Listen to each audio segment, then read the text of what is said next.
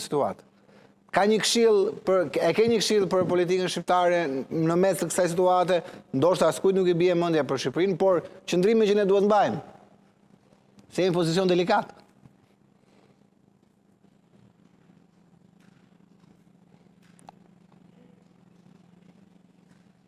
Unë nuk jam në pozita për të dhënë këshilla qeverisë shqiptare, por di që Shqipëria së bashku me Malinezi janë dy kandidatët kryesor për t'ju bashkuar Bashkimit Evropian në 2030, në ndoshta edhe më përpara, kështu që kjo është e rëndësishme.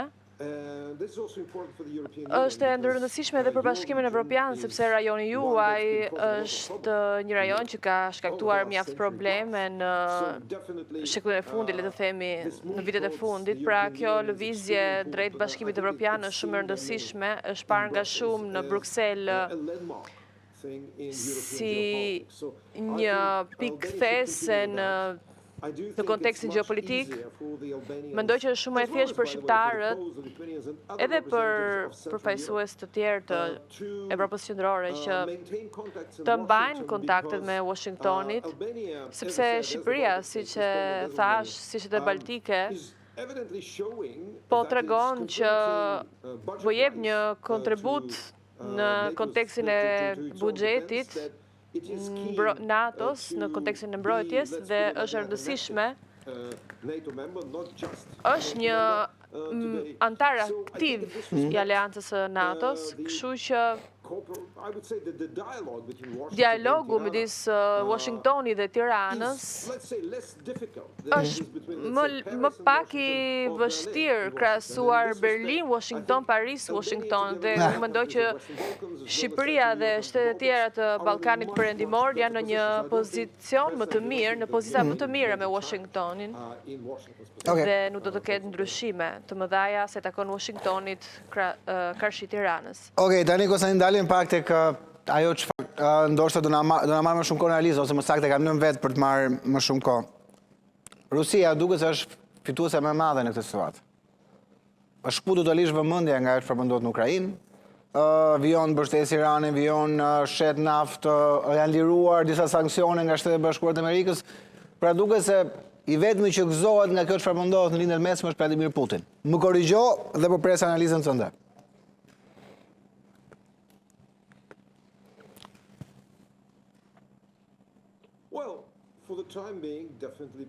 Padyshim Putini po merr një marrëveshje më të mirë, edhe sa i takon edhe çmimeve të naftës, dhe fakti që ai ka më shumë fuqi financiare për të financuar pra krizën me naftën. Mendoj që në fakti që ai ka qenë me fat sa i takon kësaj çështje, duhet parë ende. Dhe kujtojmë që lufta me Ukrainën ka hyrë në vitin e 5 për të mirëmbajtur makinerinë e tij të luftës, Putin, dhe kriza globale me çmimet e energjisë i leverdi që të vazhdoj për muaj, por nuk besoj që do t'jetë rasti. Shtetet do fillojnë të orientohen në alternativa të tjera. Nuk të ndryshoj padyshim asgjë sa i takon perceptimit të Rusisë në Bashkimin Evropian, kështu që përkohësisht Putini vijon të jetë i bllokuar dhe në afat gjatë marrëveshjet energjetike do të ndryshojnë.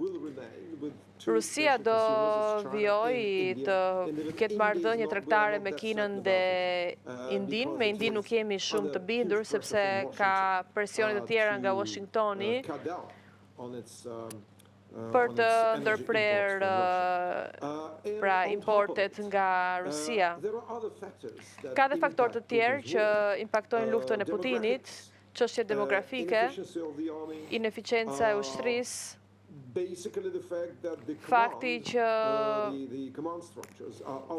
struktura e komandës është e vjetërsuar dhe shumë individ kanë humbur jetën, Unë do thosha që çfarë shohim tani në frontin e Ukrainës nuk duket si një sukses i Putinit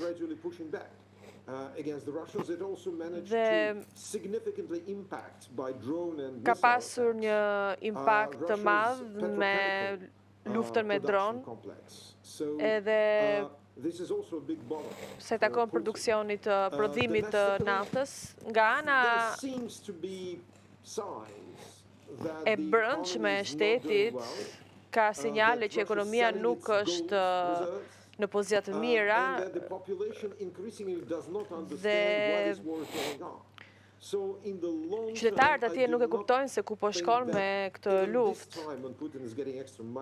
Edhe nëse Putini ka më shumë fuqi financiare në këtë moment, pasojat afatgjata do të jenë të ndryshme dhe për shikuesit duhet të kuptojnë që përfundimi i kësaj lufte nuk është më një opsion për Putinit. Ai ka 5 vite që ka angazhuar shumë fuqi financiare dhe jo vetëm për të kapur disa qytete, ca fshatra dhe humbjet demografike janë të mëdhaja dhe ushtarake janë të mëdhaja. Kështu që kjo luftë, Putin do ta vazhdojë këtë luftë sa të ketë jetë, kjo është një vërtetë të rrish, por kjo s'do të thotë që Putin do të jetë i suksesshëm.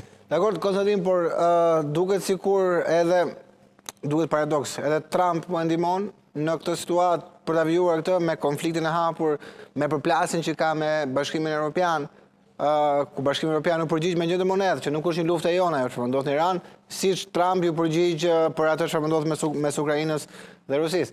Pra, me humbje si më të mëdhenj në këtë moment janë Ukraina dhe Europa. SBA-ja vijon qëndroi komode në pozicionin e saj, apo jo?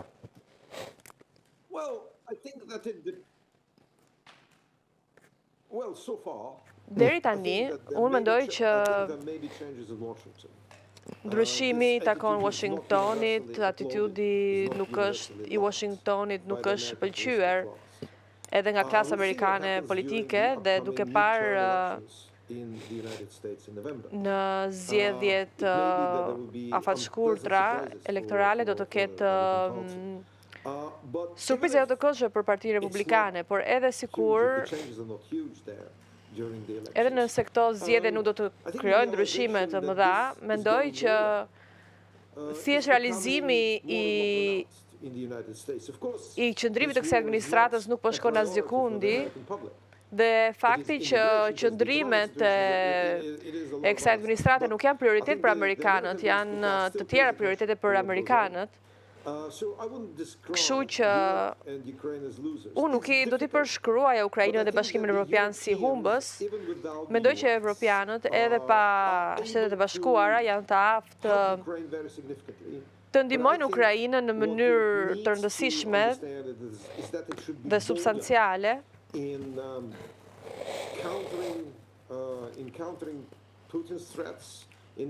Duke i bërë balë kërcënimeve të Putinit, duke limituar kapacitetet ekonomike të